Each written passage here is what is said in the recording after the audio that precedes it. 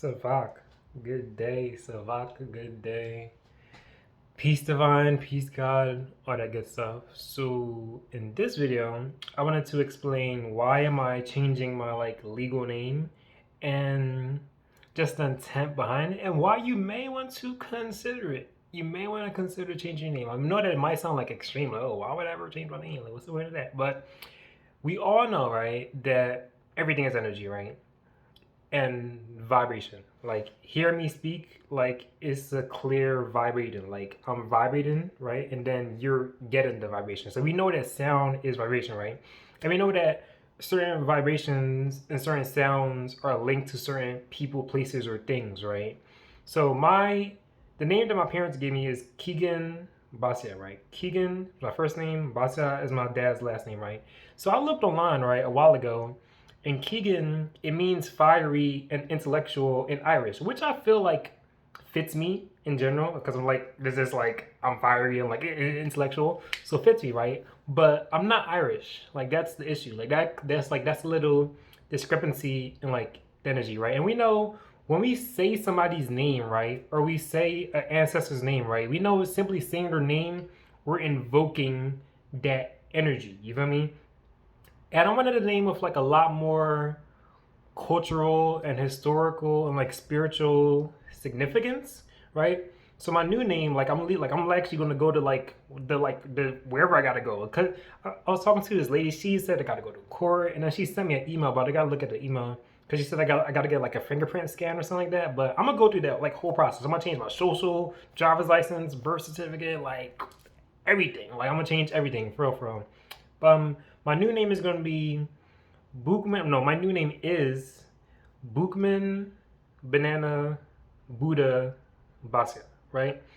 So Bookman was one of the first Haitian, well, not the first, but one of the most prominent first Haitian like revolutionary like leaders who like led the Haitian against like the European colonizers, I believe in 1791 or the 1790s basically. Like he was initiating the rebellion against the colonizers at that point, right? And then banana, right? Because I'm like fruitarian, like I'm very adamant about this fruit life. Like I feel like I'm going to live like very long and very prosperous life simply because I like Mother Nature is my chef. I eat the food that like Mother Nature makes, and like fruit is the only caramelless fruit, caramelless food on the planet. Is it's also the easiest thing to digest, and also we're physiology. I always have the problem with this word. Physiologically and anatomically made to eat fruit. Like we and fruit are in a symbiotic relationship. We're meant to eat fruit. Like literally, like we're designed. Our bodies are designed to eat fruit. So I'm very adamant on like the fruit lifestyle, and I'm gonna live like very long because I'm like leaning towards Mother Nature. I'm not leaning towards like this processed or this animal or this like dead stuff. I'm leaning more towards like a healthy lifestyle. So that's why the banana's there. And then Buddha, right? Because I'm like the Dharmic faiths, like the Indian faiths, like Buddhism, Sikhism, Hinduism, Jainism, they've had like a profound like influence on my like being in general. Like, cause I've looked into a lot of different systems, right? But so far, I've never seen a system that's so like vast as the. All right, so we know that in Africa is like the biggest continent. Like everything came from Africa, right? Everybody knows that, right? But the thing I appreciate about the Dharmic or the Indian faiths, they kept it intact. You feel me? Like you could just go read their books like right now. Like there's no like discrepancies getting to the history. But we know like with African things, they've been like kind of like hidden from us, or whitewashed, or transformed, or like deformed. They've kind of like taken away our African systems in a sense. I'm gonna dive more into that because I feel like once I do, I'll hit more culturally. That's also going back to like Bookman because he had his own like spiritual practices that weren't like the monotheistic colonizer Christian like ideologies. Like he had his own like system, which I'm gonna like tap into. But yeah, that's why I'm gonna like put the Buddha in my name just to invoke like that view, because I feel like the Bookman will be the more so like the revolutionary non-conformist aspect of me, and then the Buddha part will be more like the whole like non-violent spiritual humble aspect of me. So it's like I'm creating like these different archetypes and aspects in myself, and then the banana would just be like me like being in tune with like Mother Nature and eating the fruit We did the food that Mother Nature and God like designed for humans to eat.